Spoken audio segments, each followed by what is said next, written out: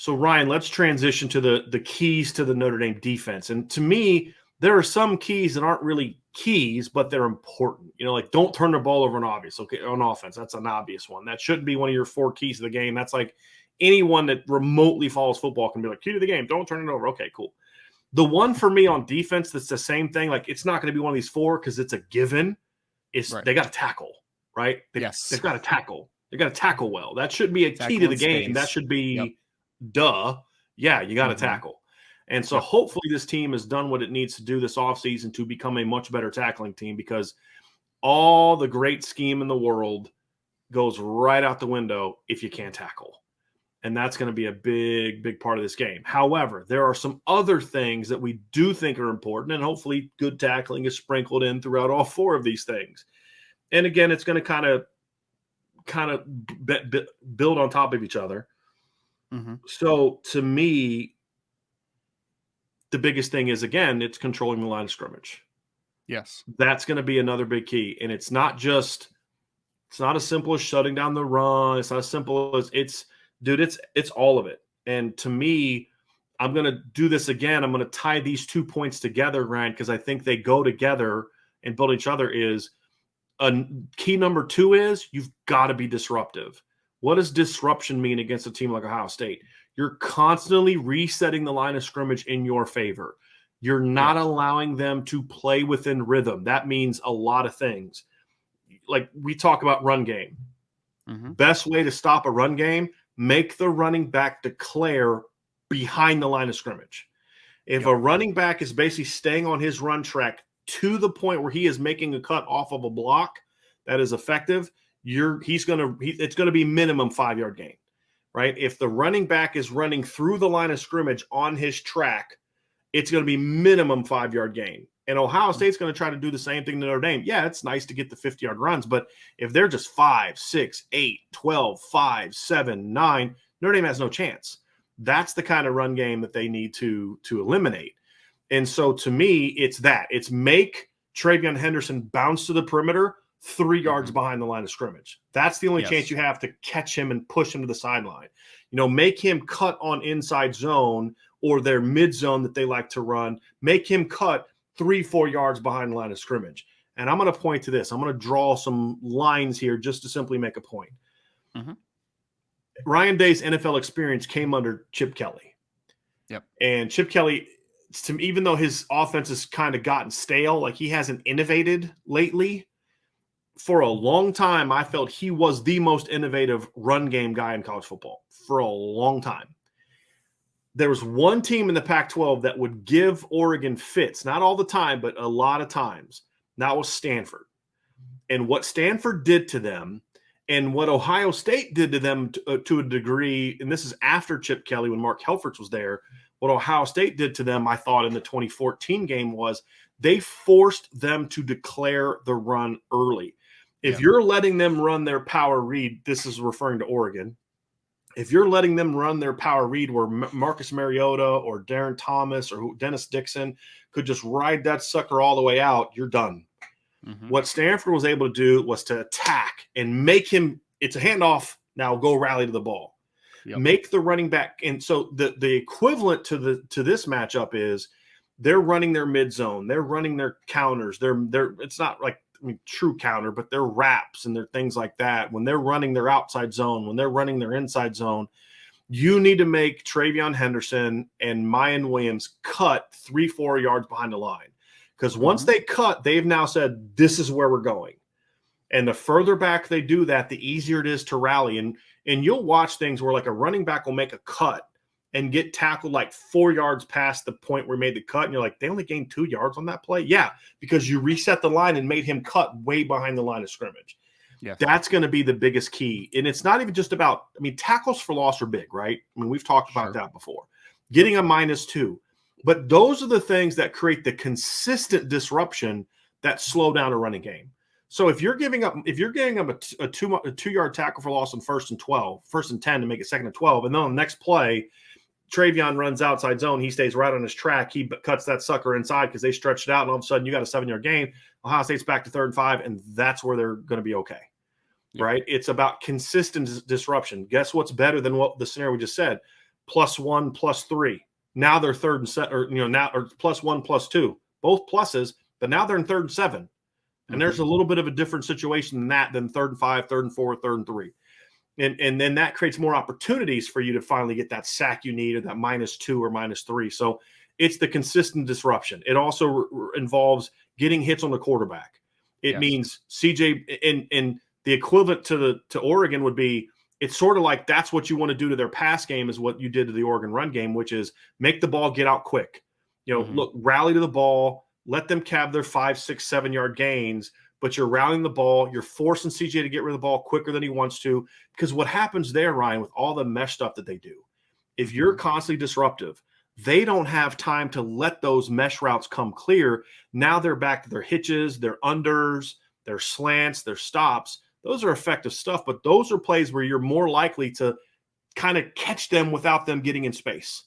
Right. And if you can keep things in front of you and he has to get rid of that ball quickly, now all of a sudden you're rallying to the ball, and eventually someone gets a hand up, knocks a ball down, CJ misses on a throw, receiver falls down, you cover it well. That's where you get those opportunities to make stops, because you're not giving up the big plays, you're keeping it in front of you. All that stuff it sounds easy.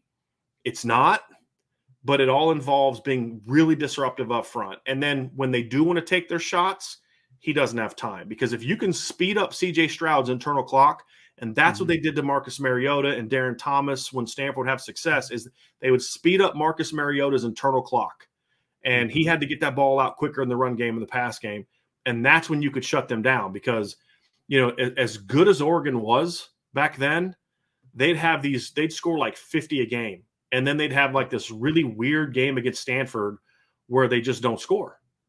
And you're like, well, hey, how the heck did that happen? I'm looking at Oregon. Here's a perfect example. 2012, Oregon goes 12-1. Here's what they did that year. Here's the points per game: 57, 42, 63, 49, 51, 52, 43, 70, 62, 59, 14 against Stanford. Next 2 games, 48, 35. Right? Because Stanford had that secret sauce, which was disrupt, disrupt, disrupt, disrupt. Make them declare early, where everybody else was trying to play in space, right? Stanford had the D-line that was capable of disrupt, disrupt, disrupt, and it would just completely shut the Oregon offense down. And it was a weird thing, but that's what Oregon did, or that's what Arizona did in 2014 in the regular season when they beat Stanford. If you remember that game, they forced a lot of incompletions, a lot of short gains, because they were aggressive and attacked.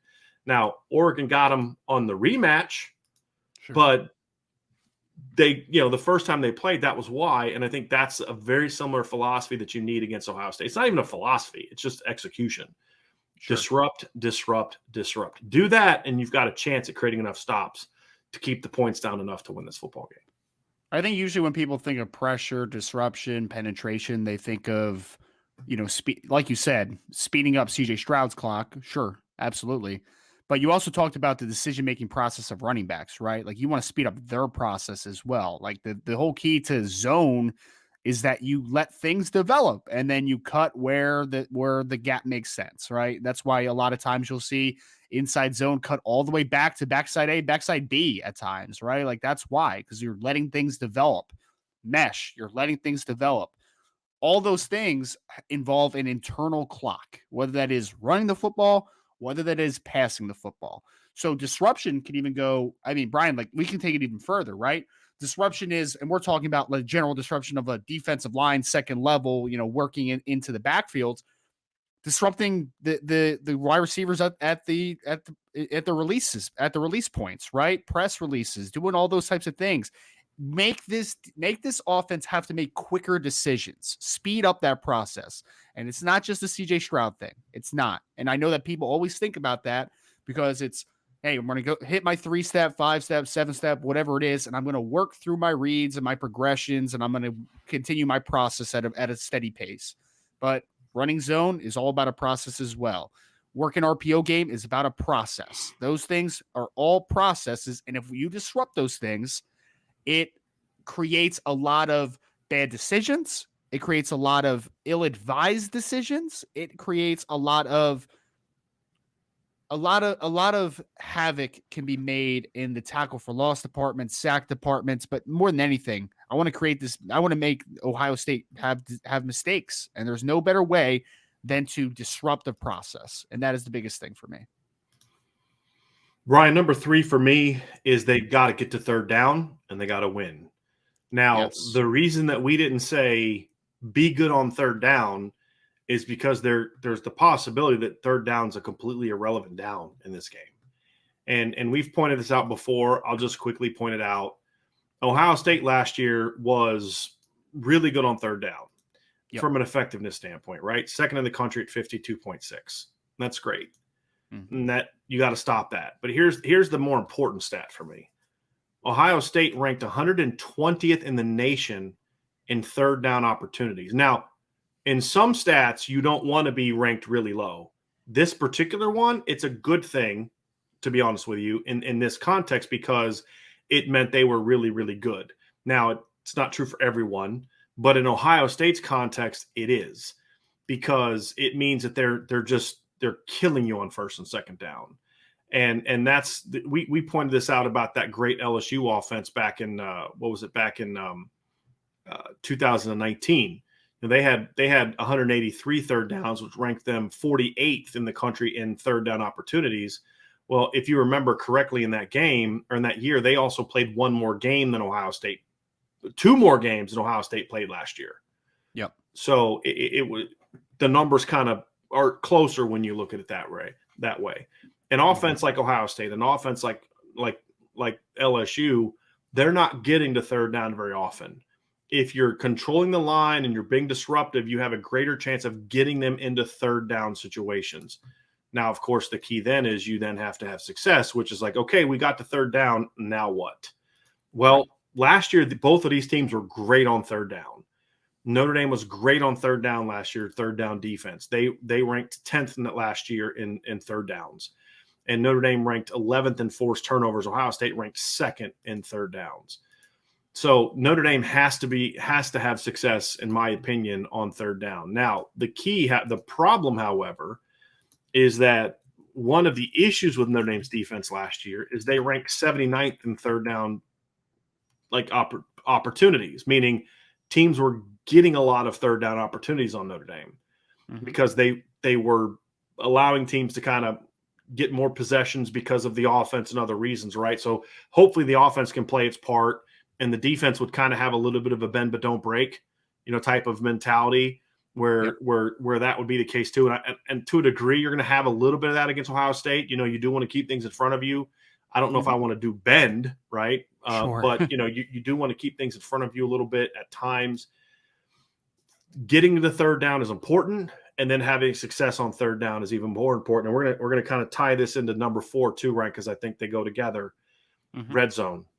Yes. Red zone success is important, and this is a little bit more complex than just keep their 7 opportunities to 3. That's the most obvious, right? But even deeper than that, you have to get them in the red zone. And what that means is don't let them score from the 40. Don't let them score from 50 yards out. Don't let them score from 60 yards out. If Travion Henderson rips off a 40-yard run, okay, that sucks, but make sure you tackle him inside the 20 and don't let him get into the end zone. Then you have a chance with the field reduced, with because now it's still 53 1/3, but you don't have 60 yards over top anymore. And you can be a little bit more effective there. So limiting big plays, Ryan, is a big part of the red zone defense opportunities for Notre Dame. Is you want to be in red zone opportunities. You want to be in third down opportunities.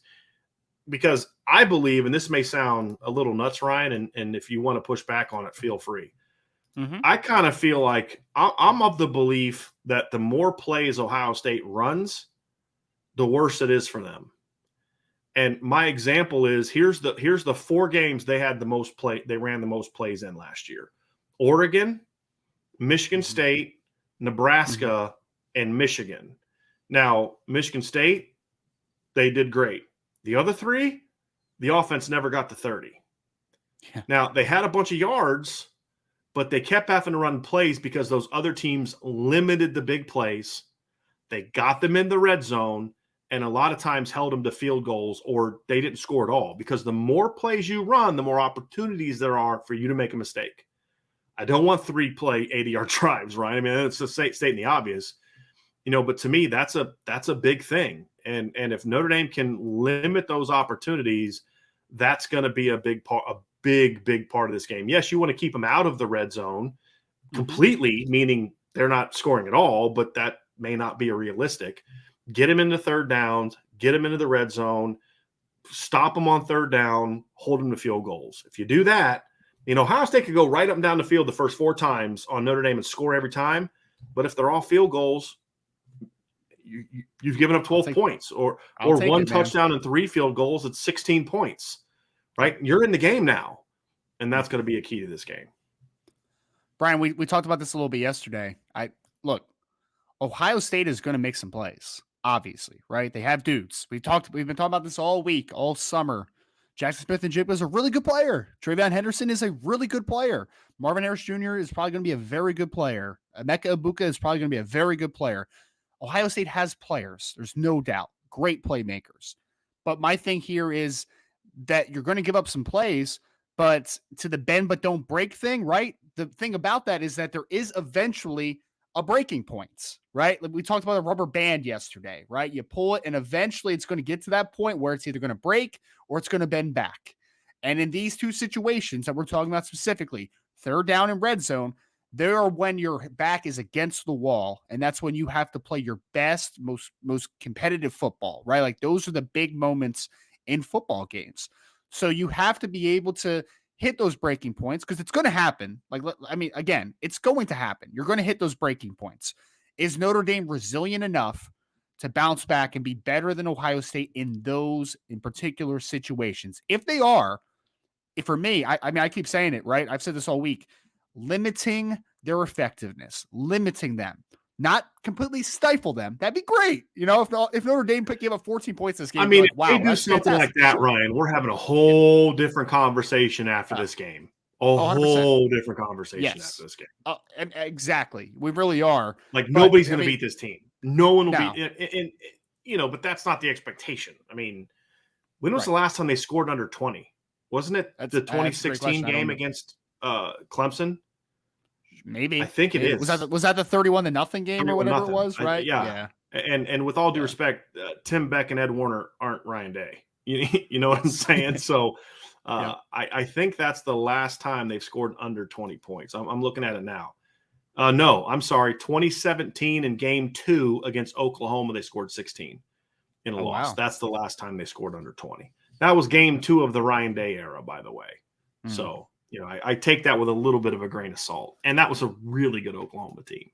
Yeah. Yeah. I mean, so comparative to the expectation, again, right, you're not going to stifle Ohio State. That's not, again, you're not going to leave the game and it's 14, 17 points for Ohio State. Great if it could happen, but the point is that there's going to be a breaking points in this game. And Notre Dame's ability to be resilient in those breaking points are the big moments. And I know we're talking about from a defensive side of the football, but that goes offensively too. When Notre Dame's in the red zone, when Notre Dame is on third downs, got to convert, man. You got to be better in those areas than in Ohio State. But of course, first and foremost is you have to be good on first and second down in order to get there, right? Like you want an offense like Ohio State to play behind the sticks. You don't want to let them have the sticks in their favor. So I agree completely. This is, again, I think all of these mesh really well together. So it's hard to kind of like distinguish which one is the most important, quote unquote, right? But I really do think that these types of games where you have 2 very good football teams, those moments matter the most. They're the money moments, if we can call them that. And I think that they will be a big determiner of who wins this football game. It's going to tell us a lot about Marcus Freeman's football team too.